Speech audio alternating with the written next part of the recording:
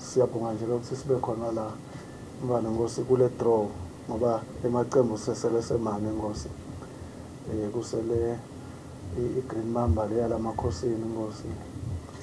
kusele neBuffalo eJaniyati Buffalo Mbane Nkosi sehlitweni yakhe iBuffalo Nkosi bese sekuba nesinizini ngale shisele nesibet Mbane Nkosi mathimu lamabili ke lawa kuneGreen Mamba neBuffalo la yabito kuthiwa ama-Forces but ke mina angithandi ngoba abantu bami ngichampion waka-Premier League ngemaqembu nje ami ngiwathatha kuthi onke angibandlulule izolo nayo iForce lena yini kumbe kunjani Mbane Nkosi cha asibonge Mbane Nkosi ukuthi sesihambe safika la umsebenzi usahamba kahle kona nanisebenza kube khona la tiphula khona amajoga kepha-ke siyakholelwa ukuthi kufuna sithathele lokuhle Mbane Nkosi lokhu esibona emaqembu nabalandzeli bakwenda namaswati nje onke jikelele esingacela nanyalo ukuthi sisake kule midlalo ema-finals le-Star wadlala mhla ka-19 Mbane Nkosi futhi kule ndlela lelitako emaqembu abe asakulungiselele ngiyo nje nale draw libandla ngibona ukuthi ayisheshe ibe khona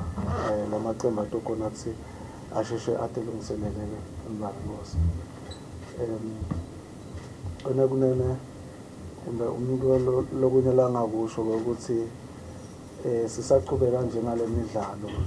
njengalo sebabekile noba MVA ukuthi awukho imoto ikhiya njani ukuthi singanathi sishayela ngoba kuleyo mlayeto lo labasiniketa wona baka-MVA siphinde sibonge futhi nebaka-Mlembe ngoba siyabona nemandi nabo ngeke sibe sesibashiyele emuva sinabo lokhu labasendele kona sisebholeni Mbane Nkosi siyakubonga nje kakhulu ukuthi asisomi sesilala sinatha nje manje eMlembe kungaba kunxusa-ke cela nemsindo ukuthi siqhubeke nale nhlonipho lesinayo sihloniphe le midlalo esiyakiyo sihloniphe inqumo taborafela siphinde sihloniphe nale draw ngoba le draw lesiyendako siyenda nje kahle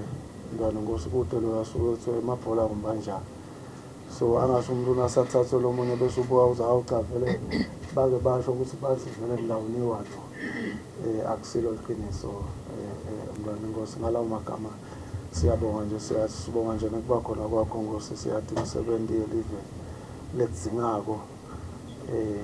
isechithisana siyakholela ukuthi umsebenzi utawuphuthuma nawe ubuyele emsebenzini yakho